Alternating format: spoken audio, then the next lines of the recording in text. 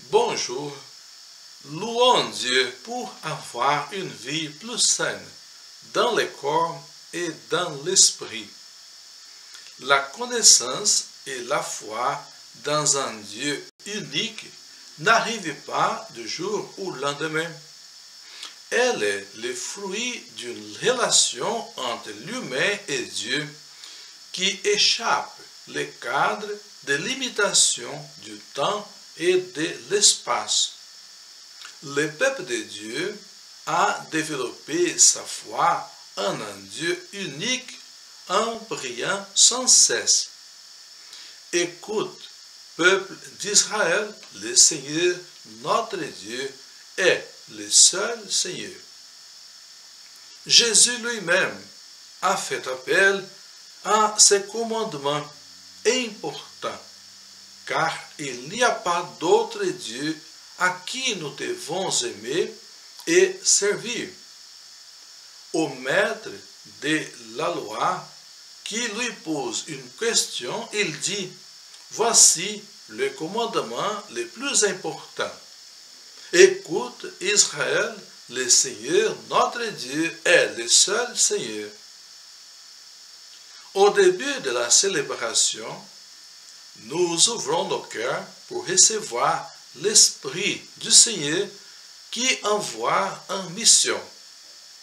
C'est le même Esprit qui est venu sur Jésus lorsqu'il s'est présenté dans la synagogue pour lire la parole. L'Esprit du Seigneur est sur moi, dit Jésus, parce que le Seigneur m'a consacré par l'onction. Il m'a envoyé porter la bonne nouvelle aux pauvres et apporter aux opprimés la libération.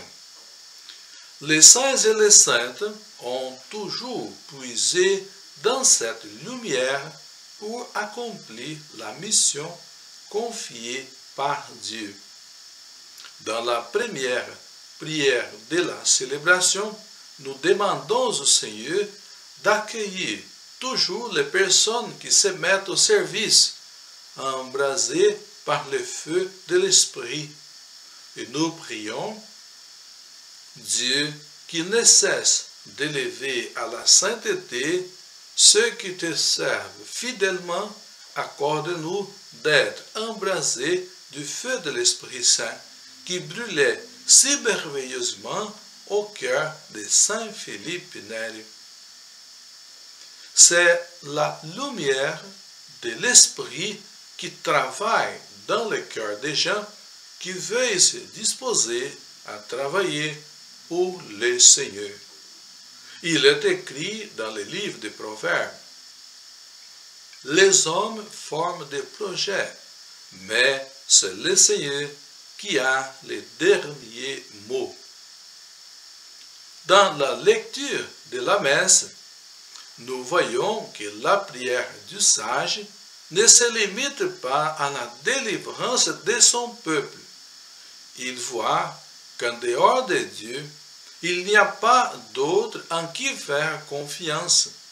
Nous lisons que les nations païennes reconnaissent qu'il n'y a pas de Dieu en dehors de toi, Seigneur. Le Seigneur ouvre toujours son cœur à ceux qui supplient, mais en même temps, il n'apprécie pas que nous les laissions pour suivre les idoles. Isaïe dit: je suis le Seigneur, tel est mon nom. Je ne laisse pas à d'autres la gloire qui me revient, ni aux idoles l'honneur qui m'est dû. Dans l'Évangile, Jésus montre à ses disciples qu'il y a une mission à accomplir. Cette mission n'est pas la sienne, mais celle de son Père, qu'il accomplira comme un serviteur. À propos du serviteur, Isaïe dit: mais le Seigneur approuve son serviteur accablé, et il a rétabli celui qui avait offert sa vie à la place des autres. Son serviteur aura des descendants et il vivra longtemps encore. C'est lui qui fera aboutir les projets du Seigneur.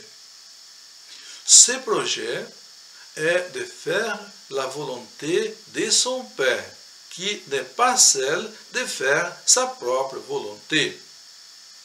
C'est pour cela qu'il met sa confiance uniquement en celui qui est l'unique capable de le soutenir jusqu'à la fin.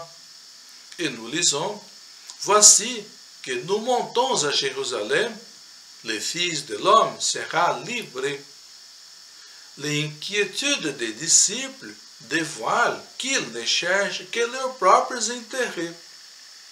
La disponibilité pour les services est signe de la présence du royaume.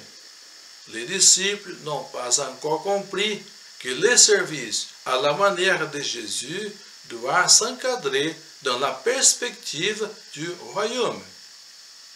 Chaque jour, Dieu renouvelle nos forces avec sa parole et à la table de l'Eucharistie.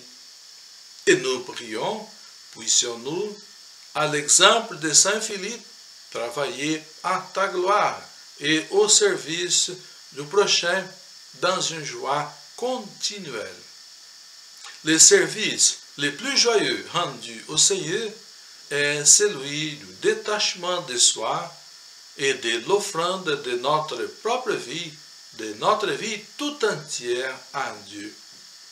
Nous prions dans la préface, « Aujourd'hui, nous te rendons grâce, car la foi qui témoigne les saints nous aide à travailler pour que ton règne arrive. » Vers la fin de la célébration, nous voyons que les services rendus par amour nous stimulent à rester toujours dans l'amour tel que Jésus a invité à ses disciples. Demeurez dans mon amour. L'amour de Dieu est inépuisable et nous sommes invités à puiser dans cette source. Nous prions, tu nous as donné, Seigneur, de goûter aux joies du ciel. Fais qu'à l'exemple de Saint Philippe, nous ayons toujours soif des sources de la vraie vie.